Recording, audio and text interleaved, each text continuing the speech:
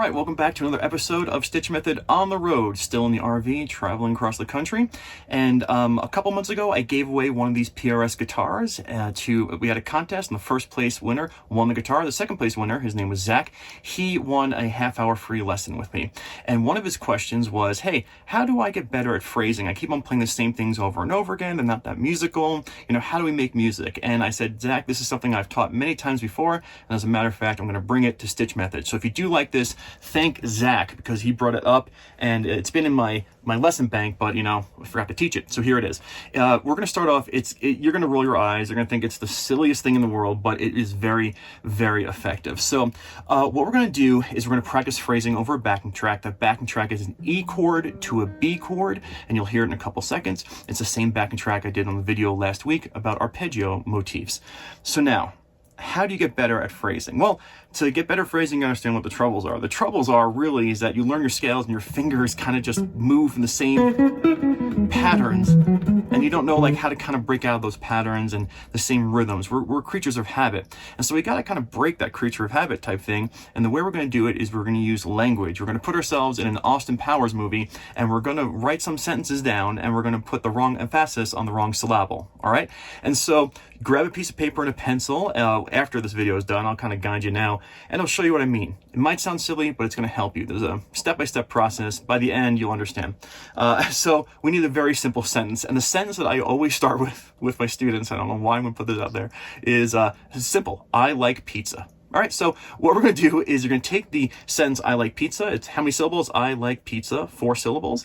And you're going to try and play it all different ways using an E major pentatonic on the E chord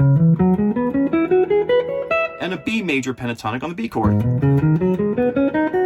Now, the thing is, this is the catch. This is the big deal. Like, this is the rule.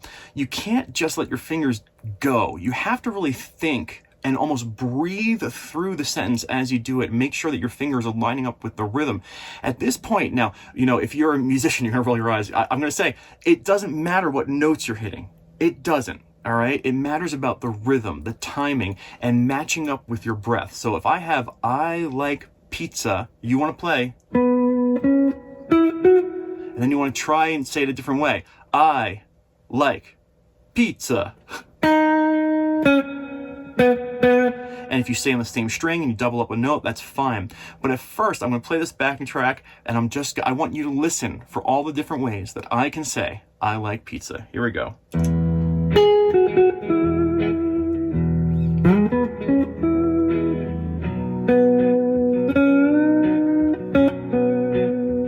I played it twice on the E. Here it is. I like pizza, or I like pizza. That was twice. Here's once. Listen for it.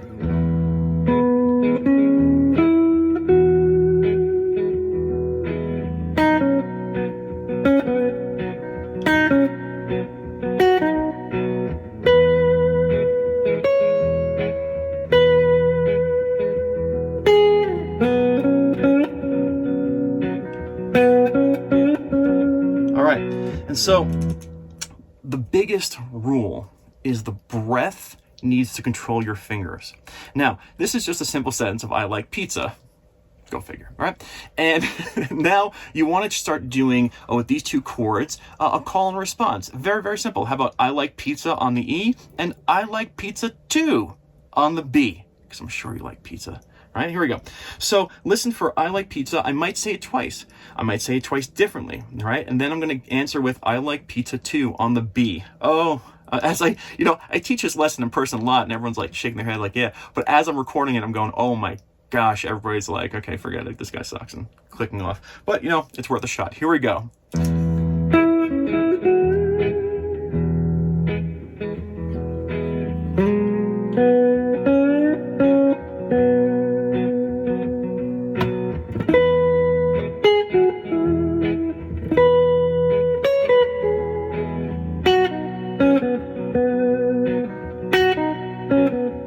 There it was twice.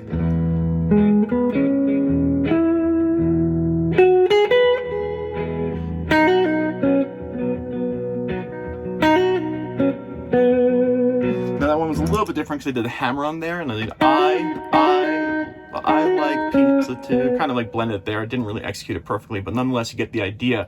You know, I'm not here to master. I'm just here to shed light. All right. So here's the deal: is writing a sentence down and then putting emphasis on different syllables is going to, and also breathing through it. You can't let your hands just do something normal. If you're taking the sentence and going like, I like pizza too, and you're just like convincing and lying to yourself that you're doing it, but really your hands are doing it, you're failing the mission. Take no offense, all right? You're just failing the mission. It's all about breathing through it and controlling it. So a great way to do that is to think of the rhythms first, you know, to sit there and go, I like pizza, and really executing that. If you have a hard time, do it on one string.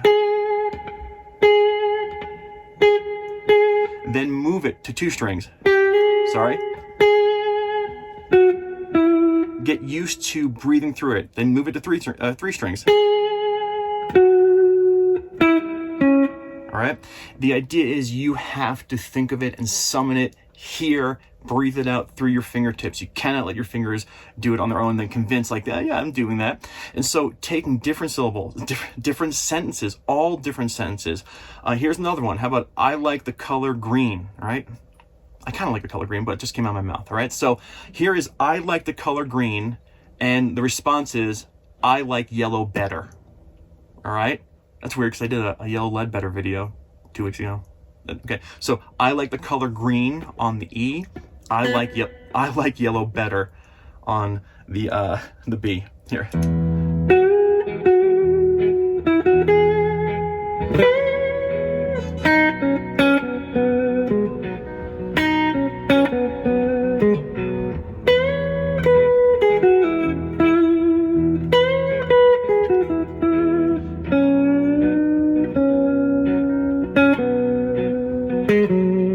All right.